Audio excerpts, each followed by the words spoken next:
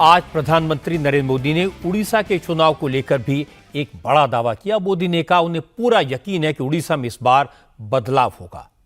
BJP Lok Sabha की ज्यादातर सीटें जीतेगी और उड़ीसा के राज्य में भी बीजेपी की सरकार बनेगी। नवीन पटनायक के शासन का अंत होगा। मोदी ने कहा कि नवीन पटनायक के साथ उनके अच्छे संबंध हैं, लेकिन राजनीति में रिश्ते अपनी जगह हैं और जनता की भलाई अपनी जगह। मोदी ने कहा वो चाहते हैं कि उड़ीसा का विकास हो, इसलिए बीजेडी को हराना जरूरी हो गया है। हिंदुस्तान के सभी राजनीतिक दलों के नेताओं के साथ हमारे संबंध अच्छे ही हैं और लोकतंत्र में हमारी दुश्मनी नहीं होती है, संबंध अच्छे होने ही चाहिए। अब सवाल ये है कि मैं मेरे संबंधों को संभालूं कि उड़ीसा के भाग्य की चिंता करूं। तब मैंने रास्ता चुना कि मैं उड़ीसा के उज्जवल भविष्य के लिए अपने आप को खपा दूंगा। उसके लिए मेरे संबंधों को मुझे अगर बलि चढ़ाना पड़ेगा तो मैं उड़ीसा की भलाई के लिए बलि चढ़ाऊंगा और चुनाव के बाद मैं कन्विंस करूंगा हर एक को कि भाई मुझे किसी की दुश्मनी नहीं है। लेकिन 25 साल से उड़ीसा में प्रगति नहीं हो और सबसे बड़ी चिंता ऐसी है कि एक ऐसी टोली है जिसने पूरे उड़ीसा की व्यवस्था को कब्जा कर लिया है।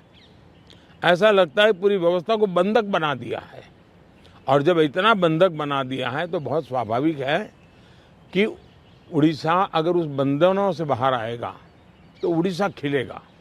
उड़ीसा की अस्मिता का सवाल है। इतने प्राकृतिक संसाधन है उड़ीसा के पास, एक समृद्ध राज्य के गरीब लोग देख करके दुख होता है। हिंदुस्तान के समृद्ध राज्यों में उड़ीसा है, इतनी प्राकृतिक संपदा है और हिंदुस्तान के गरीब लोगों के राज्य में भी उड़ीसा है। तो इसके लिए सरकार जिम्मेवार है और इसलिए उड़ीसा के लोगों को उनका हक मिलना चाहिए। उड़ीसा को उसकी अस्मिता मिलनी चाहिए। उड़ीसा का भाग्य बदलने वाला है, सरकार बदल रही है। मैंने कहा है कि उड़ीसा की वर्तमान सरकार की एक्सपायरी डेट 4 जून है और 10 जून को बीजेपी का मुख्यमंत्री उड़ीसा में शपथ लेगा। मोदी ने उस टोली का नाम तो नहीं लिया जिसने नवीन पटनायक को हॉस्टेज बनाकर रखा है, लेकिन अमित शाह ने क्लियर कर दिया कि बीजेपी के निशाने पर है कौन। अमित शाह ने आज उड़ीसा में 3 रैलियां की। भद्रक की रैली में अमित शाह ने 2 टूक शब्दों में कहा वो किसी तमिल बाबू को उड़ीसा पर शासन नहीं करने देंगे। अमित शाह ने किसी का नाम तो नहीं लिया, लेकिन सब समझ गए कि उनके निशाने पर वीके पांडियन है। वीके पांडियन मुख्यमंत्री के सलाहकार के तौर पर काम कर चुके हैं। फिर उन्होंने आईएएस की नौकरी छोड़कर बीजेडी ज्वाइन कर ली। अब वो बीजेडी के स्टार कैंपेनर हैं। वीके पांडियन को नवीन पटनायक का उत्तराधिकारी माना जा रहा है। नवीन पटनायक कहां जाएंगे, कहां रैली करेंगे, क्या बोलेंगे, लोग कहते हैं ये सब कुछ वीके पांडियन तय करते हैं। इसीलिए आज अमित शाह ने कहा कि उड़ीसा पर शासन इसी राज्य का व्यक्ति करेगा, कोई तमिल नेता नहीं करेगा। 4 जून को नतीजे आएंगे और नवीन बाबू मुख्यमंत्री से पूर्व मुख्यमंत्री बन जाएंगे। ओडिशा का नया मुख्यमंत्री ओडिया बोल पाए ऐसा होगा। ओडिशा का शासन चुने हुए मुख्यमंत्री ने चलाना चाहिए या एक तमिल बाबू ने चलाना चाहिए? जोर से बोलो, बाबू ने चलाना चाहिए या मुख्यमंत्री ने चलाना चाहिए? मुझे बताओ भद्रक वालों, ओडिशा में पर्दे के पीछे से कोई तमिल बाबू शासन चलाए, उससे आप सहमत हो क्या? जोर से बोलो, हो क्या?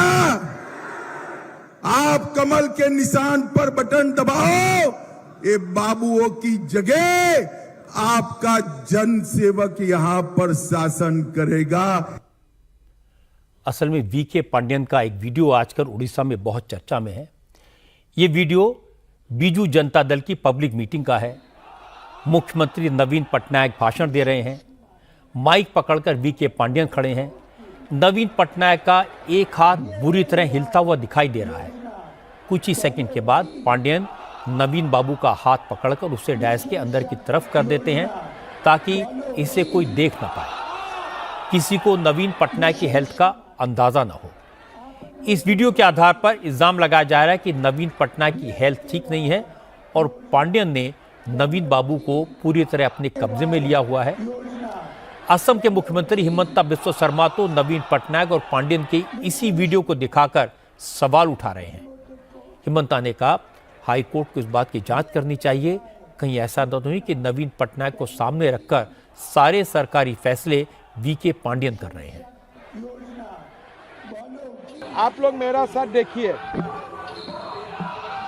देखिए नवीन बाबू को हाथ कैसे पकड़ा पंडियन ने। आप देखो, दोबारा देखो। तो सीएम का कोई लोग ऐसे हाथ पकड़ सकते हैं क्या? हाँ, एक सीएम है। आप लोग ये क्या उड़ीसा, ये दोबारा देखिए, ये देखिए नवीन बाबू का हाथ है, पंडियन का हाथ आते हैं। ये अगर ऐसा शासन चलता है, कल उड़ीसा का मुख्यमंत्री नवीन पटनायक होगा कि पंडियन होगा। और नवीन बाबू का जो सिचुएशन है कि पंडियन हाथ भी उठा लेते हैं, कंप्यूटर में डिजिटल सिग्नेचर करके रखा हुआ है, फाइल भी नवीन बाबू नहीं देखता है, 4 महीना से फाइल नवीन बाबू नहीं देख रहा है, ऐसा एलिगेशन है। सब कुछ पंडियन ही करते हैं। तो चुनाव नवीन बाबू को लड़ने का क्या जरूरत था? पंडियन को ही लड़ा देना चाहिए था।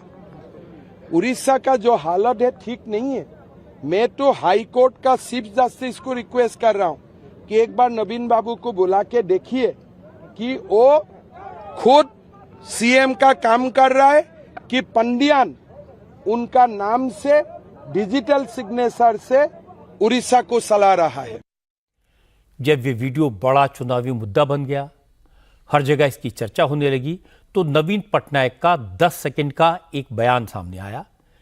इसमें नवीन पटनायक कह रहे हैं कि बीजेपी गैर जरूरी चीजों को मुद्दा बना रही है, लेकिन इसका बीजेपी को कोई फायदा नहीं होगा।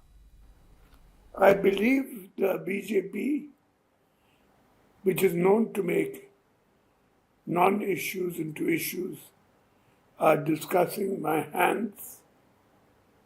This will certainly not work.